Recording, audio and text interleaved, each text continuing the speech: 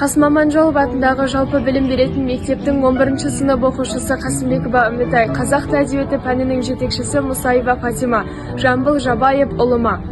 Ақ басты Алатаудың жамбылымын, өлеңнің ұлы сүре даңғылымын. Көктемдей қызғалдақтай қызық заман, қайта туып жасарған балғынымын. Ырысты қалың халқым гүлім менің, гүлімнің қызғалдағы жырым менің. Теңіздей тасқындаған зор қуаныш жанымды тербеткендей бүгін менің. Бейнесін төрт заманның өзін көрдім, заманның онан асқан сөзін көрдім. Қалмаққан тезек төре Құдиярхан ұсқынын Николайдың көзбен көрдім.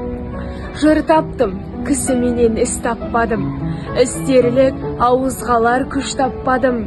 Сондықтан ағаш ерге жіп құйысқан, мақпал жыр тапсам, құндыз еш таппадым.